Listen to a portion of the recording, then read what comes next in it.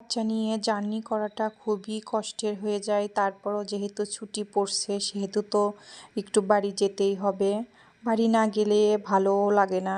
তো hello friend, কেমন আছো তোমরা সবাই? আমি কিন্তু সব সময়ের মতো তোমাদের ভালোবাসা নিয়ে বেশ ভালোই আছি।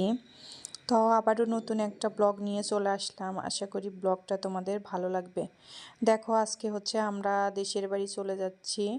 তো যাওয়ার জন্য কিন্তু রওনা দিয়ে আমরা হচ্ছে এবার ট্রেনে যাব, তো এর জন্য হচ্ছে কমলাপুর রেল স্টেশনে চলে আসছি। এখন হচ্ছে আমাদের ট্রেন কিন্তু চলে আসছে। টাইম হচ্ছে 1:30টায় ছিল সম্ভবত, আমার অত খেয়াল নাই। তো যাই হোক, ট্রেন চলে আসছে। এখন এই যে আমরা ট্রেনে উঠে পড়ছি। বাচ্চাদের নিয়ে জার্নি করাটা কিন্তু খুব বেশি কষ্টের হয়ে যায়। তারপরও মানে যেতে হবে।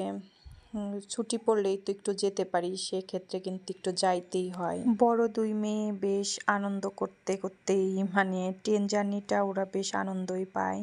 তো আনন্দ করতে করতে যায়, আর আমি হচ্ছে একটু বিভিন্ন রকমের খাবার দাবার নিয়ে যাই। তো দেখা যায় ওরা ট্রেনে বসে এইটা সেটা একটু খেতে থাকে, বই পড়তে থাকে, তারপরে যে মেজো মেয়েটা বিভিন্ন জিনিস বানাতে থাকে।